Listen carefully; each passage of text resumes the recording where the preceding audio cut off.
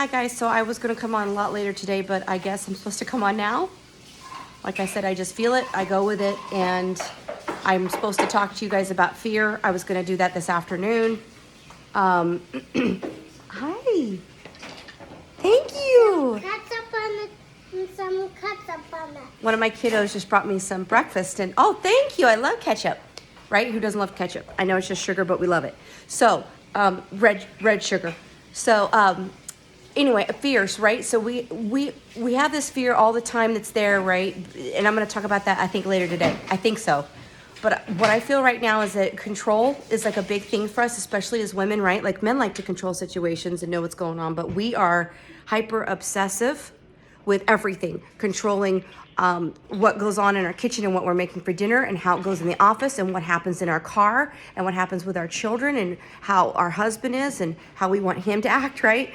We want to control that. We want to tell them, do you do what I say? And tell your kids, do you do what I say? And everything, our mind is like, I think the majority of the day for a woman is really about control. So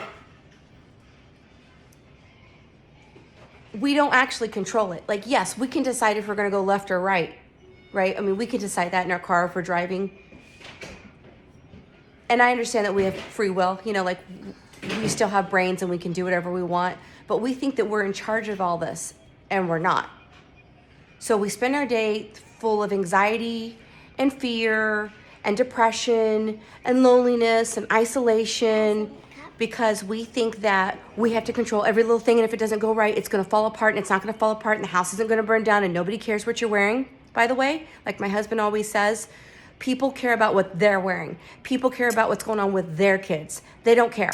Like they may be like, oh, I'm sorry that your child's autistic, but really at the end of the day, they're not going to lose sleep because little baby Sasha, little baby Garrett's got autism. They're not going to fall asleep. They're not going to be up all night thinking about that and worrying about how they're going to take care of their child that has a disability. Okay? So we live in this world that's silent, that no one can see, no one can smell, no one can taste, no one can touch it. And all it is full of control.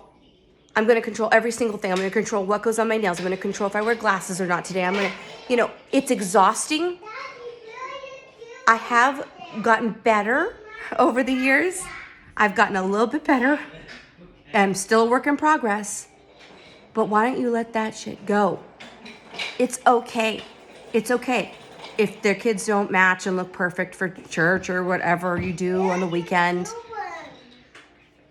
it's okay that your hair didn't come out right, because guess what? Nobody cares that your hair didn't come out right unless you're going to a ladies' luncheon with like senators' wives and millionaires. Nobody cares what your hair looks like. Nobody's going to lose sleep tonight because my hair looks like this. No one cares. So I think the message really is, why don't you ease up on yourself and stop trying to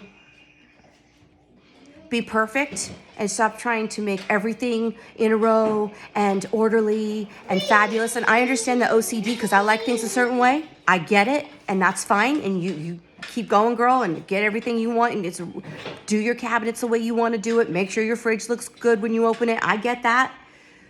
But you don't have to go through life micromanaging yourself because you're putting yourself in a vice grip. And that's what I'm being seen now. You're squeezing yourself to death. It's not your boss. It's not your husband that pisses you off. It's not your kids. It's you. You're putting yourself in a vice grip.